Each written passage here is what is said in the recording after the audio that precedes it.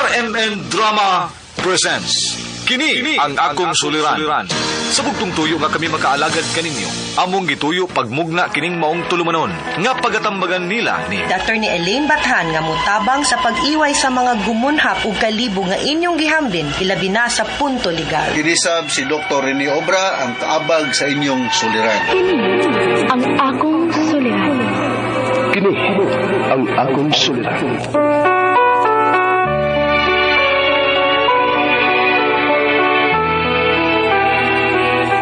Sa atong pagkaymugso ng kalibutan, gikalawaan at ang daan sa atong suliran. Ang suliran mo'y kabahin sa itong inadlang panginabuhian. Aba na doon ay suliran nga dili mo mapasan nga ikaw ra. Nagkinahanglan kag katabang aron sa pagsulbad ni ini.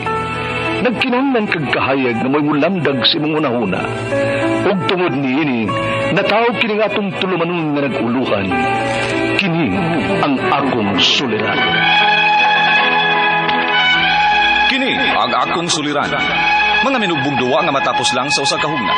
Mga kinutlog gikan sa mga suwat sa mga minahal namong tigpaminaw.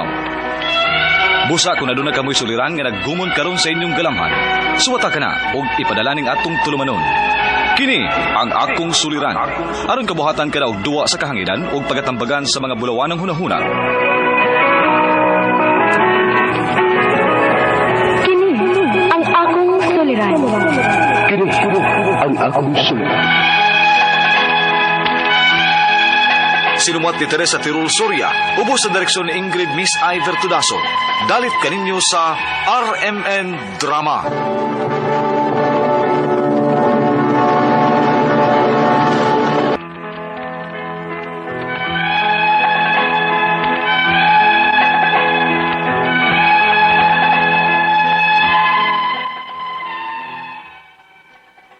Mayong adlaw kanyong tanan nga mga nagpaminaw karon ning tulumanon kini ang akong suliran.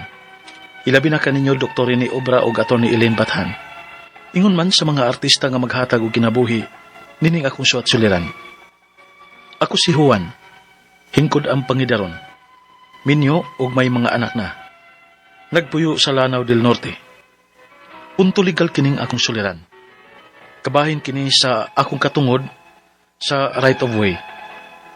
Aron inyong hisabtan, sugdon ko sa diyang bata pa ko. Ingon ini ang mga panghitabo.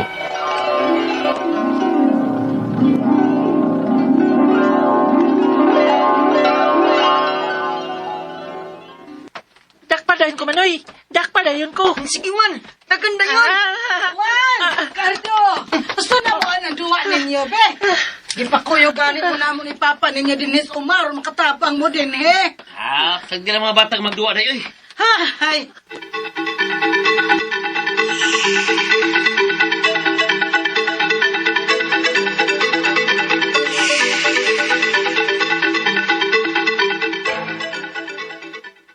Ma, uban gihapon minimanoy kardo ninyo ni Papa sa umasunod, ha? Ano magduwa na sad mo? Sige na, ma. Nala, sige. Sige Pwede ra. Pero ha, kinanglandong ha. Sunod mo tabang na muna mo ha, ni Papa ninyo, kamundong manoy ni mo. Tungkol kay gusto ko nga makaton mong panguma mintas bata pa mo. Kay kung simba kumawa na mi Papa ninyo, kisa naman lay mo atiman sa atong uma. Kamura mang yung duhan ni Manoy Cardo ni mo, kay kamura may anak na mo. Nga, ako ma, di lang ko eh. Gusto ko malarga po sa gawas aron adtong narbaho. Okay sad nang gusto ni mong mahitabo, nak. Mao mintras kusgan pa mis Papa ninyo. Pagtarong gyud mo sa inyong pag-eskwela, ha? Kay kining tanan namong paningkamot, para ra gyud ninyong managsuon. Ma.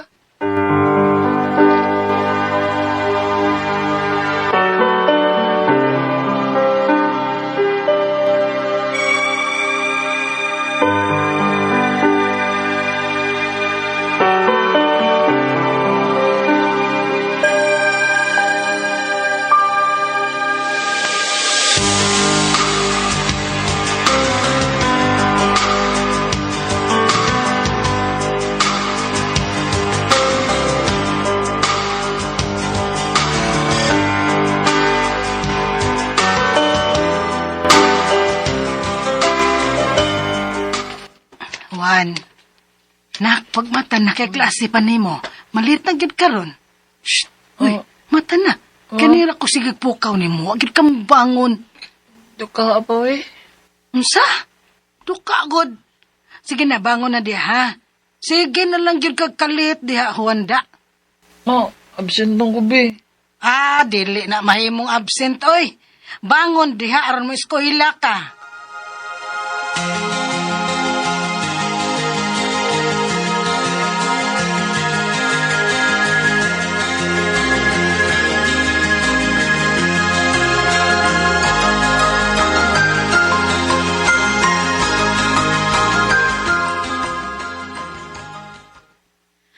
Juan, palihugon niya kong ingon ni mama ni mo ha, nga panhion sa eskwelahan.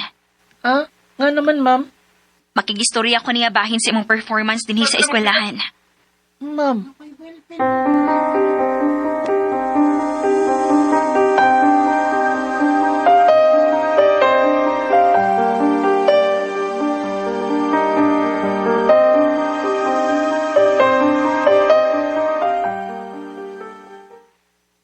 Ma'am, salamat gid kaayo sa pag-ani. Pero mo akong tuyo nga gipaari ka, aron pahibawon nga unfortunately, dili recommendable ang grades ni Juan nga mo proceed sa next year level. Unsa, ma'am?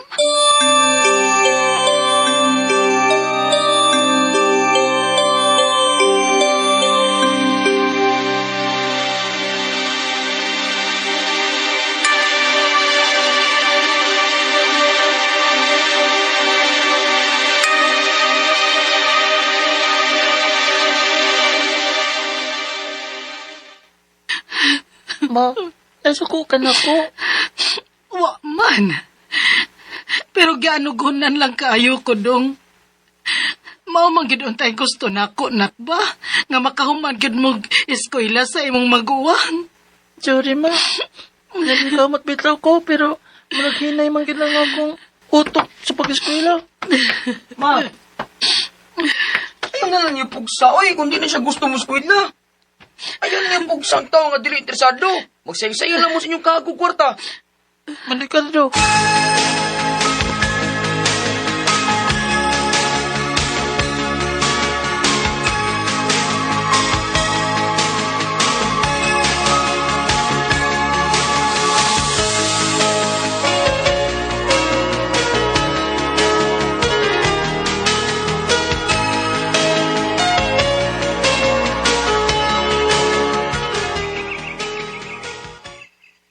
Wah, kung eskwela pa unta ka, unta ka rin sa umahan karon.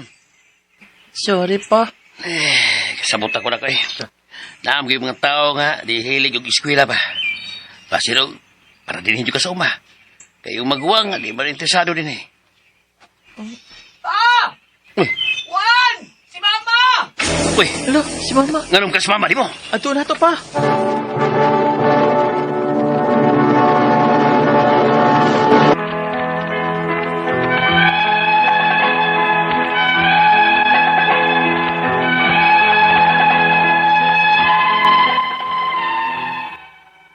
At tungtungura, giapas mi ni Manoy Cardo sa uma, kay giatake si mama sa kasing-kasing. Natabang pa si mama sa dihang nabot siya sa ospital. Pero human sa pila ka oras, namatay gid si mama. Sukad nga nawa si mama, mura na sag nawa ang kadasig ni papa, nga magpakabuhi. Hantod nga siya napod ang nasakit og namatay. Pila ka tuig ang nalabay, naminyo ko ni Mayla. Usa sa akong mga barkada sa among dapit. Nakaanak mig tulo. Og si Manoy Cardo pod, naana magpuyo sa syudad kauban sa iyang pamilya.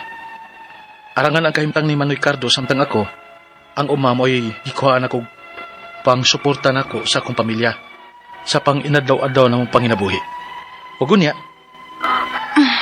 Ni Adong, naandam ko na ning baon nimo para paniud to dito sa uma. salamat tay. Niadto na ko. Ikaw na bahala sa mga bata, ha? Ay, kabalaka, uy. Pukawon naman sa tunako rong taod-taod ba? Pakaligoon na. May ngiskwila pabaya ni. Sige day. Salamat. Ato na ko. Amping dong.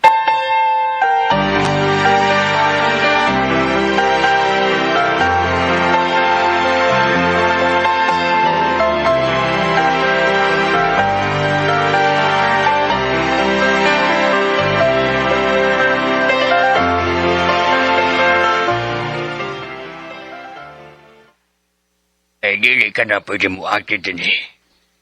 Unsa noy anisito? Ay sugod karon. Butangan ako ni dinhig private property. Pero noy, sugad sa bata pa mi. Mao naman ni ang anda na mo agianan gikan sa uma padung sa amo. Mao man ni ang mas dali. Hawak ko'y labot. Apilin na pita sa akong titulo. So dili ka makabuot na ako. Noy anisito.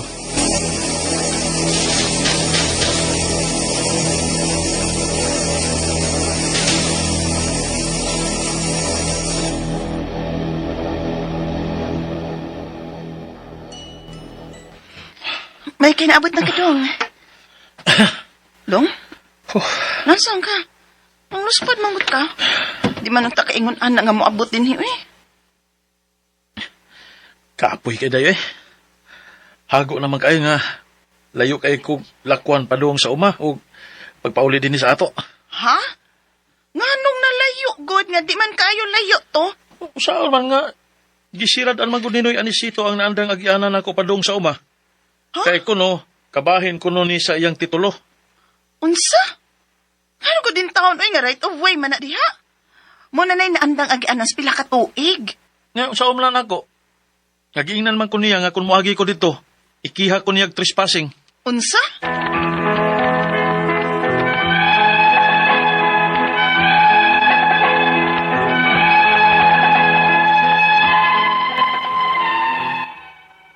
Giblak ka na gyud dinoy anisito ang daan padung sa among uma. Ngamoy among naandang agianan, sukad sa bata pa ko. Hangtod na naminyo na ko. Ang ako mga pangutana mao kining mosunod. Unang pangutana. Gusto ba nga blakkan sa tag-iya ang agianan padung sa among uma?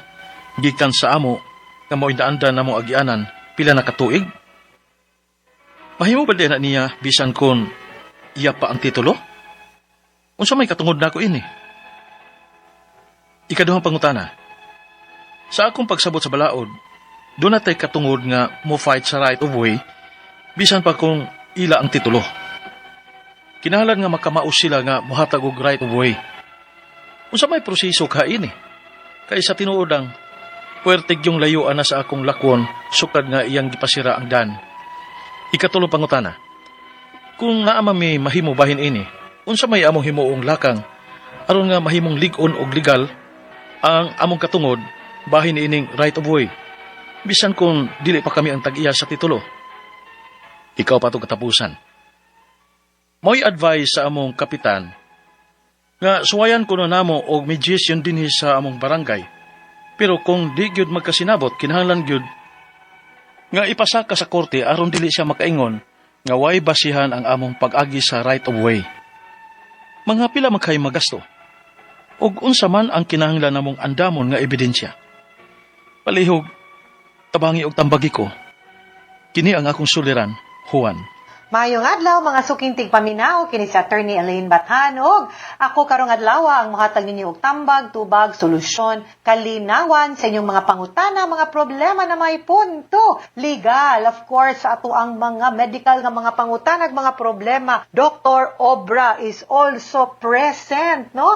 Busa ayo na mo pagdugay, ipadala ang inyong suwat sa suliran_612@yahoo.com or sa ato ang Facebook account nga Kiniyang Akong Suliran official writers page. Pwede sa datong ipadala sa 3rd floor, Jose R. Martinez Building, Osmeña Boulevard, Cebu City. Kumusta man guys? Ato ang mga sukintig paminaw, big shout out and a big thank you sa tanan nga mga nag-like ug nag-follow nato sa Kiniyang Akong Suliran official writers page ug sa tanang mga maminaw nato. Thank you kayo. Daghan kayo nga naa sa gawas sa nasod nga naminaw padayon gihapong naminaw sa ato ang programa. Pinaagi sa ato ang mga online platforms. Ingon ana ka kusog ang ato ang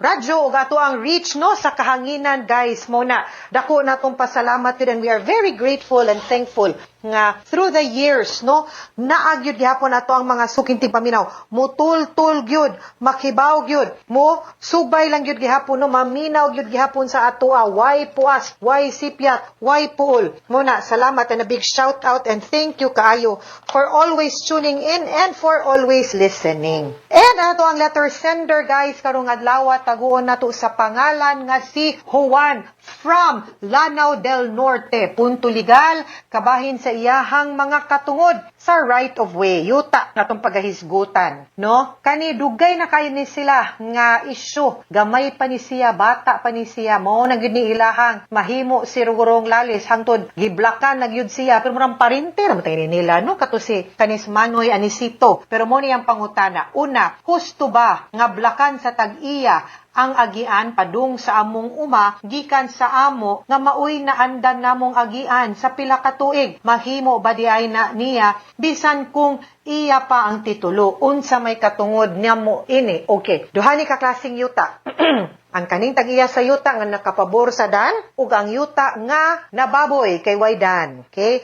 Ang kaning nababoy nga dan muni gitawag na tug dominant estate. Ang kaning naaduol sa dan servient estate. Muy mo paloeb. Nganuman kay kanang naaduol sa dan maunay muhatag og road right of way ngadto sa nababoy nga yuta. Munang mayon ta dominante siya kay siya may makapangayo og road right of way. Nganuman kay katungod man na niyang makaagi siya sa dan. Di pod na ingon nga maalkansi ka sa dinanakong ako mo'y nakapalit og yuta diri da Plinsdan. Dili lagi. Pero hatagan pod nato pod og higayong makaagi pod ang naasluyo. Mauna ang mahugog downside sa ato ang pagpanag-iya og yuta nga duol sa dan unya nay kasigbit nga duay agianan kay mapugos man taghatag og road right of way. Therefore, kung ako imong pangutanon, medyo sipyat gyud og dili gyud pud sakto nga kanang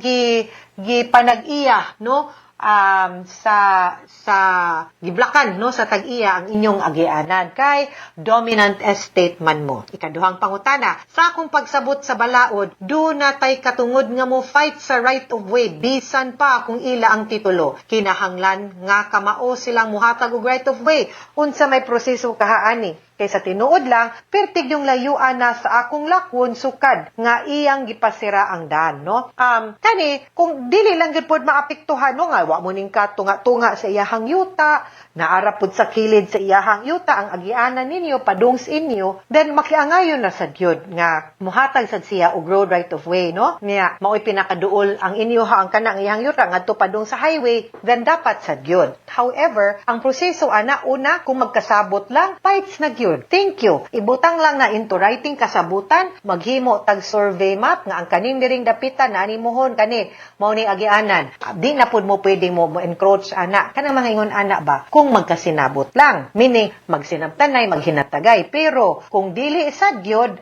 mao ni dinhi. Kinahanglan sad gyud ta moadto siguro usa og barangay. No, suwayan nato kung SCAP kayas powers ni CAP nga mahusay mo, mas labing maayo. Pero kung dili gyud, then wa na gyud tay choice but to go to court for a case nga atong i-file ang tawag ana easement of road right of way. Okay? Ikatulong pangutana, kung naaman ni mahimo bahin ani, unsa may among himuong lakang aron mahimong lig-on og legal gyud ang among katungod bahin aning right of way. Bisan kung dili pa kami ang tag-iya sa titulo. Di man gud kinahanglan, no, nga dapat makaagilang gyud mo unta gyud sa property, no?